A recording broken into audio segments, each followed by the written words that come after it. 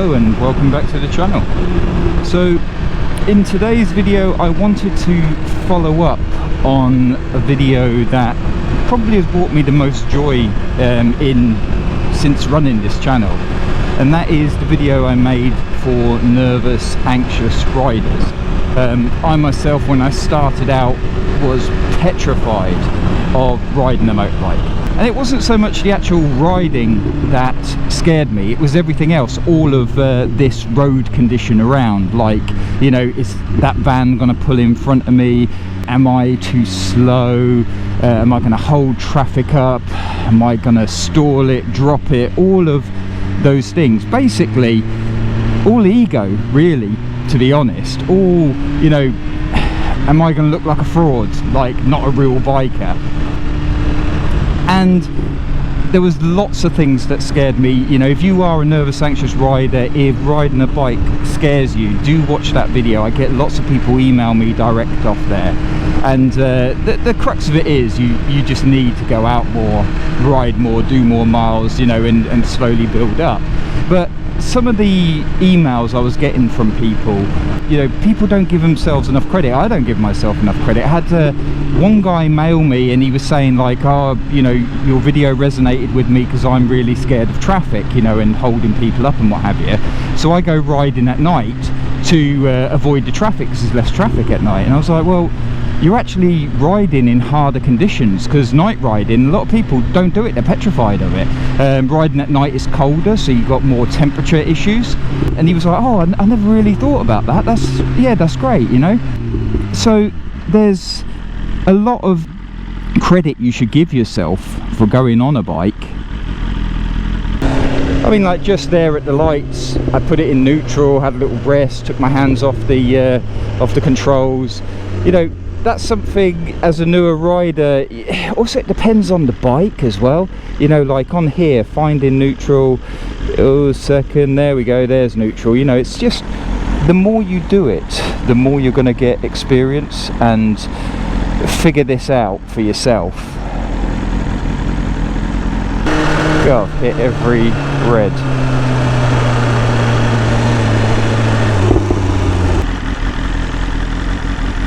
Tell you what I haven't done as well is I haven't done the bike cleaner. See, like there, I was messing around, missed the gear a little bit. You know, I wasn't gone straight away. But the more you start riding, the more you start getting used to it, you're like, actually, that didn't really matter. But back when I was learning, back when I was like, you know, still on my first big bike, that would really play on my mind throughout the day. Yeah, I'd be like, oh, I wasn't quick enough there, you know, I wasn't this, that and the other. But at the end of the day, you're on a bike, so anyone's in your way, see ya.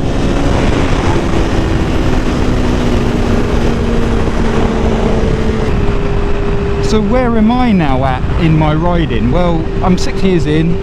I'm 4 years now on a big bike, and I've gone from my first big bike of a street triple to which, before I had it, I test rode everything. So I've got experience on a lot of bikes in the naked and sports category, not so much on the adventure. The only adventure bike I've been on is the little baby GS. What was that, the 650 or 600 GS, which was quite nice, but adventure bikes a bit too tall and weighty for me.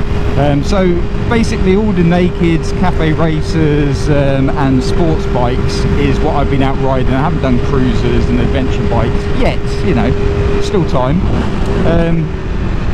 So I got on the street triple because it was by far the best of the lot, and then from the triple I had that for 3 years, and now I'm sitting on a S1000 RR, one of the fastest bikes in production. So a nervous, anxious rider on one of the fastest bikes there is. How does that happen? Well, you're sure you'll see on my channel there's some reviews on this bike and how, you know, it's quite easy to ride. But it's not the bike why I'm up to a litre. It's the fact that I've gone out, pushed myself, commuted, gone out in weather conditions,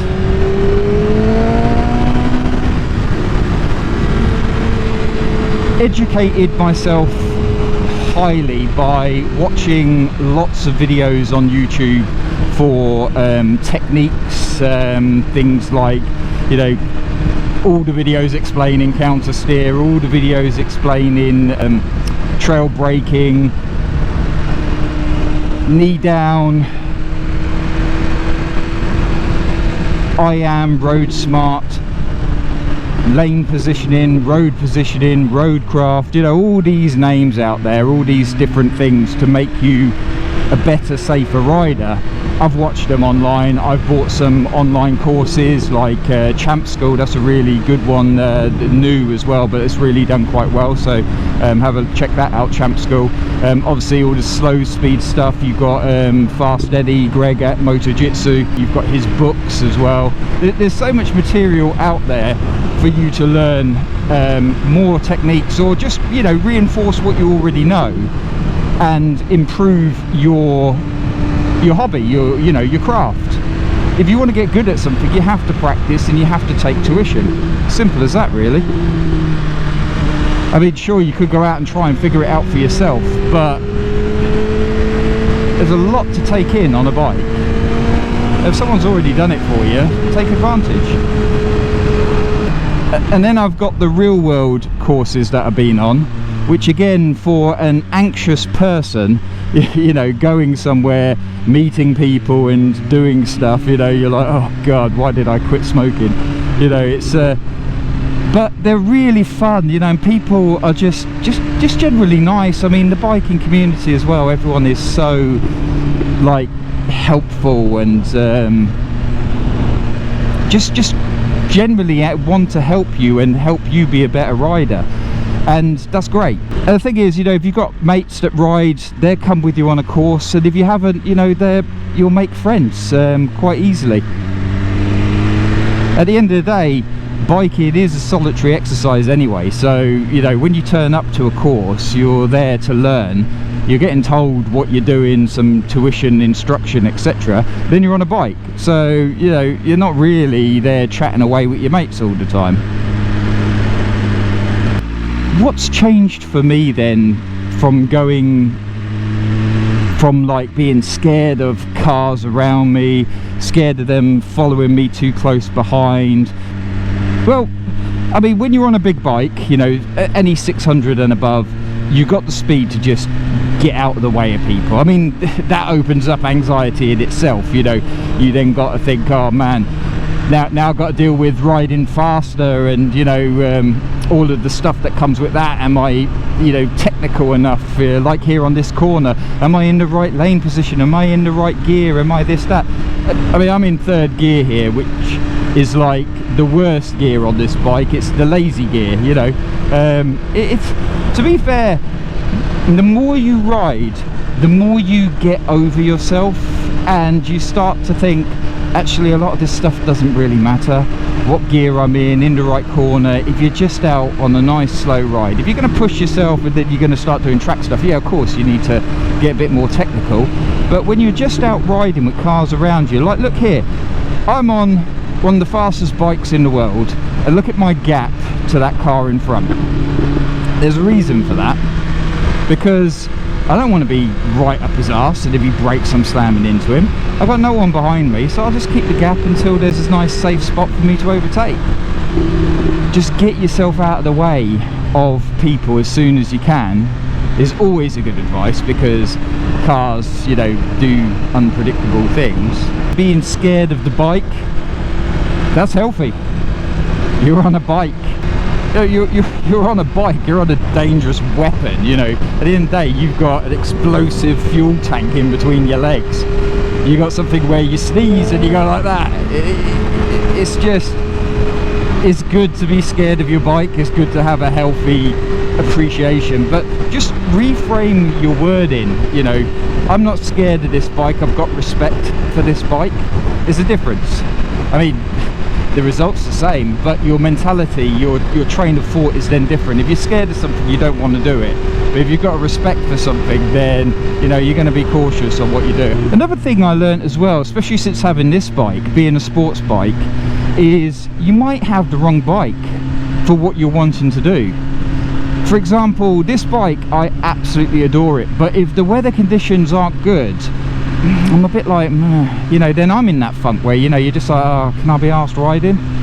Now, I'm kind of over that, where I get those days and I'm just like, oh, I can't be arsed. It's not a problem because I do enough riding that, you know, saying that, I don't have to kick myself and say, no, you're going to go do it. But I still had to, you know, on here in adverse weather conditions. So I remember I went out when it was foggy. It was dark, foggy, and a bit, well, fog is mist, so there was a little bit of a drizzle as well. And oh my god, I could not see where that car is in front of me. I could not see it. I could basically see up to about here. That's all I could see in front of me. If I put my high beams on, I could see even less. The light was bouncing back off the mist in front of me. I've never ridden in such poor weather conditions. God, I was like in third gear everywhere, as ginger as you like, not going fast enough to lean. I was steering everywhere. That was an awful ride. But I did it. I've done it. Tick. Don't have to worry about it now. See those conditions, go, nope, not for me. But if you get caught out in this stuff, then it can really throw you. I remember when a couple of friends passed their test and they were like, oh, we're just going to be fair weather riders, you know, and then they go out and you get caught in the rain. You know, what are you going to do? You got to ride home, you know. And once they've done it, they then realise, actually, apart from being a bit miserable because I didn't have waterproofs, that wasn't that bad. Cyclist.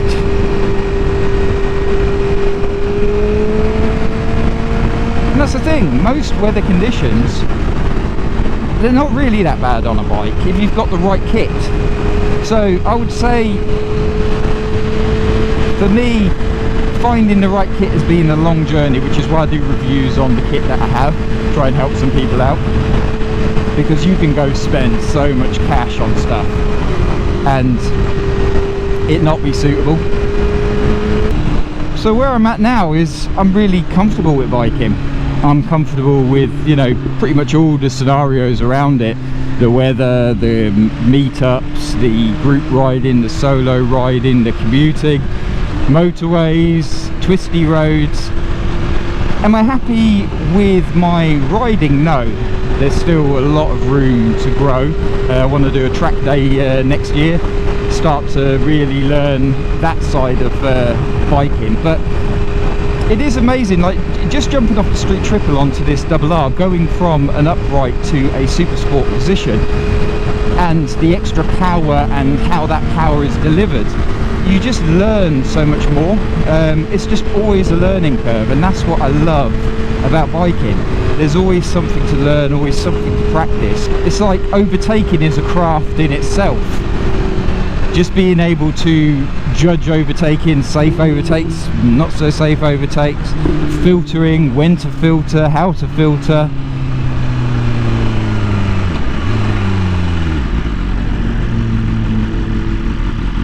It's like here, I could have filtered to the front, but since doing that police course, I don't really do that anymore. I now stay one behind if possible. But you see my position, I'm right to this guy's left. If he started rolling back, I've got my escape route, nice big gap in between those two. You know, I knew he was going to take off slowly, so I can take my time putting it in gear. I mean, that is the beauty about when you have a very fast bike. There is no race, unless there's another very fast ride bike. The simplest thing, there's be 20 different ways of doing it.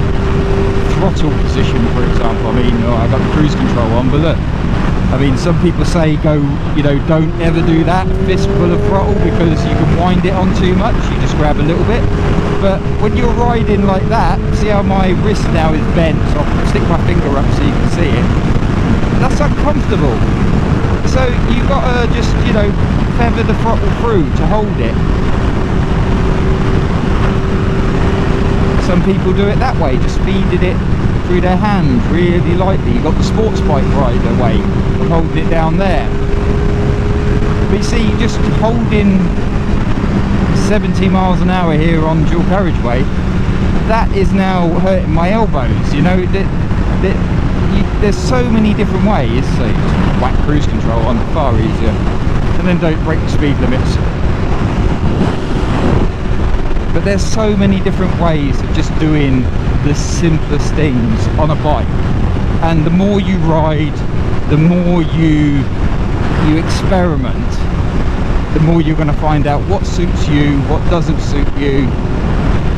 For me, I'm so glad that I persevered, because to be honest, when I was thinking back to being on my R125, pootling around just at the weekends, there were so many times I was thinking biking's not for me, but I had this passion. There was just something about it. I wanted to be in that club, I wanted to be in that gang, and I'm so glad I persevered and got through it. And if these videos help you, if my experiences help you, that really lifts me. I really do like it. And if there's anything I can do to help, do drop me an email. So many people have. Comment down below. You know, there are plenty of things you can do to help yourself, you know, get out on your bike and ride. And you know, like I put on my first video for anxious riders, you know, even if it is just sitting on your bike in the garage, not even running, just playing about with body position on your bike, and the next day come start the engine, just sit there with the engine running for a minute, then ride it to the end of your street, pretend you forgot something, ride it back. You know, little steps, but they do make such a massive difference. There's so much to learn with biking. It's such a great thing, such a great hobby, such a great group of people. You don't want to deprive yourself of that if you can help it.